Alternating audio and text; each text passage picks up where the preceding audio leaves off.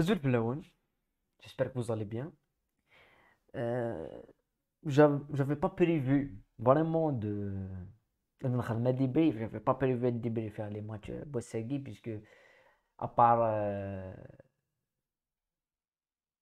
le Maroc contre la Croatie 0-0, et les Français, c'était une victoire assez facile, un match facile. Mais la surprise, la deuxième grosse surprise dans les groupes et la Coupe du Monde, la défaite de l'Allemagne contre l'équipe du Japon, 2-1. Un match similaire à le match de l'Argentine. Pas dans la performance tactique, puisqu'il y a une grosse différence tactique entre le match proposé par l'Arabie Saoudite et le match proposé par le Japon.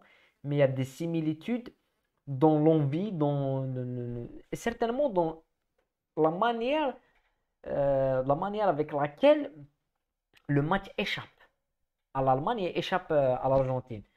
Donc c'est quand même une surprise incroyable et l'Allemagne déjà dans le dur. Donc problème de débriefer que tu là qui s'abonner à la chaîne, mais on va commencer avec la première la victoire la victoire de l'Espagne 7-0 contre la Croatie, contre le Costa Rica. C'était logique parce que l'Espagne ils sont pas favoris, mais c'est une équipe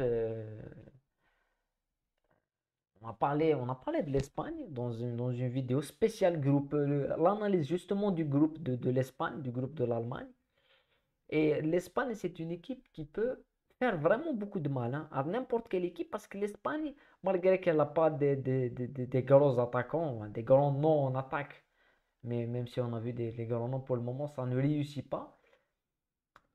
Mais c'est une équipe qui a une idée, un style qui est spécifique pour l'Espagne. Donc, n'importe quel match, ils vont rentrer avec le même style, avec la même dynamique, avec les mêmes automatismes. Donc, ça peut marcher surtout avec des équipes faibles. Comme le Costa Rica, c'est une équipe qui, à part la Coupe du Monde 2014, mais ça fait 8 ans qu'on parle de cette Coupe du Monde-là. Ils ne sont pas renouvelés, ils n'ont pas euh, sorti des joueurs qui en 2014, il y avait Brian Ruiz, il y avait des joueurs, il y avait Campbell. Il n'y a personne, il y a Keylor Navas.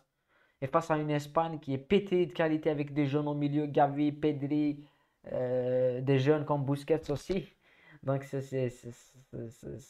a des automatismes et ça peut rouler sur n'importe quelle équipe. Après, prochain match, ça serait l'Allemagne. Et l'Allemagne, elle est quand même tombée dans un piège qu'elle pouvait éviter. Parce que on a une première mi-temps, à part l'occasion de but hors jeu du Japon, on a une équipe d'Allemagne qui quand même tient ce match. Elle le maîtrise, elle a des occasions, elle a du rythme, elle a la même mise sur le match. Le but, il vient et on arrive en deuxième mi-temps. C'est là qu'il y a quelque chose qui va se passer. C'est qu'en deuxième mi-temps, on a l'équipe d'Allemagne qui domine le match, qui a beaucoup d'occasions. Le poteau de Gundogan, l'occasion de Musiala, les occasions perpétuelles de Goretzka, de Havertz. Il y a beaucoup d'occasions.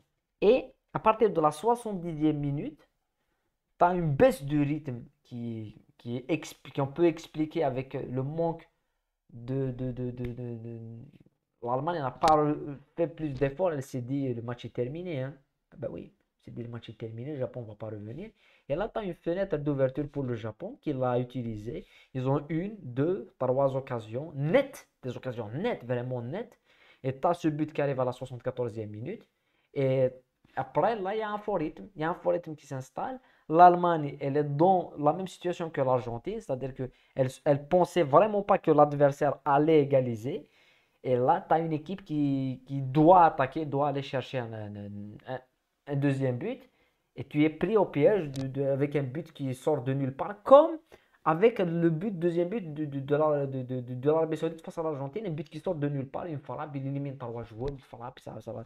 Et là, tu as un joueur qui pénètre avec Rudiger et face à Neuer, il arrive avec un sang-froid, on dirait Cristiano Ronaldo.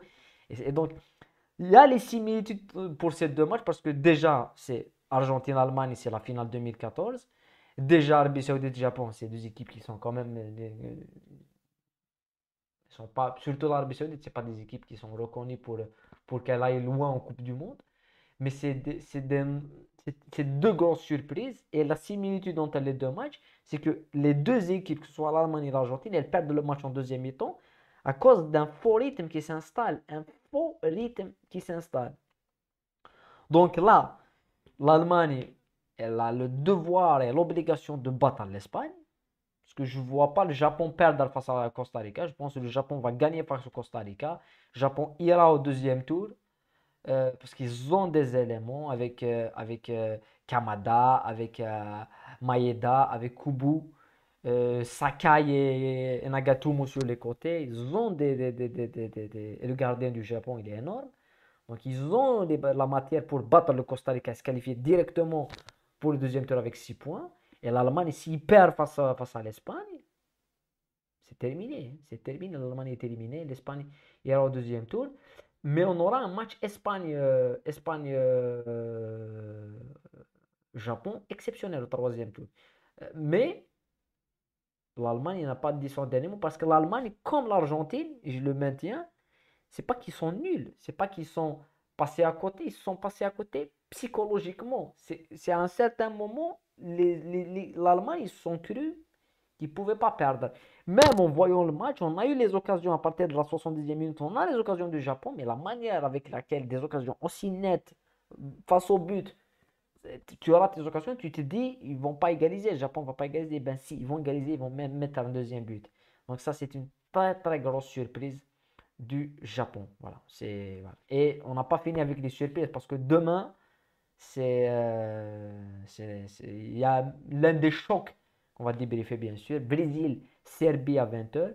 Il y a la rentrée liste du Portugal face au Ghana. Et il y a le premier match qu'on va débriefer, ça serait Cameroun-Suisse.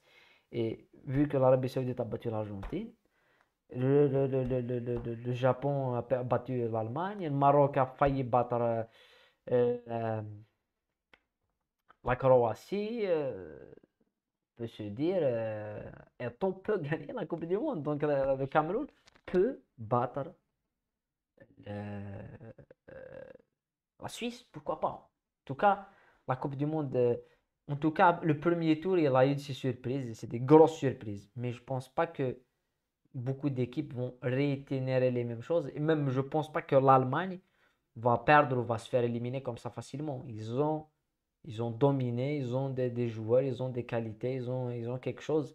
Il faut qu'ils le confirment face à l'Espagne. Parce que s'ils gagnent l'Espagne, on aura un troisième match aussi encore plus compliqué. Japon-Espagne.